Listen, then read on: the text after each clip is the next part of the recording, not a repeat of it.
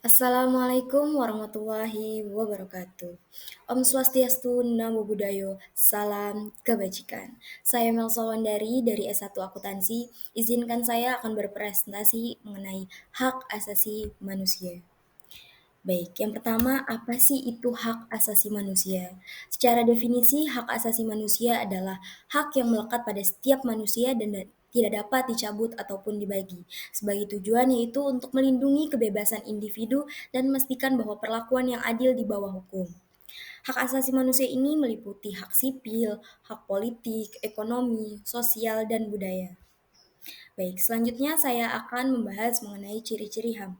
Yang pertama yaitu hakiki. Hak asasi manusia adalah hak asasi yang sudah ada sejak lahir, sehingga tidak dapat digantikan. Yang kedua yaitu bersifat universal. Hak asasi manusia terus berlaku kepada semua orang tanpa memandang status, suku, bangsa, gender, dan sebagainya. Dan yang ketiga, tidak dapat dicabut. Hak asasi manusia tidak dapat dicabut maupun diserahkan kepada pihak lain, manapun siapapun. Dan yang keempat, yaitu tidak dapat dibagi. Hak asasi manusia meliputi semua hak sipil, politik, ekonomi, sosial, dan budaya yang tidak dapat dibagi ataupun digantikan kepada siapapun. Baik. Selanjutnya yaitu ada contoh-contoh HAM. Yang pertama, hak kita dalam berpolitik. Hak kita untuk ikut serta dalam pemerintahan. Contohnya seperti dalam pemilu, kita berhak untuk memilih siapa pemimpin yang akan memimpin negara kita ini. Yang kedua, ada hak pribadi. Hak untuk mengemukakan pendapat dan berbicara. Sebagai contoh, di dalam suatu forum, kita berhak untuk mengajukan pertanyaan serta pendapat kepada forum tersebut.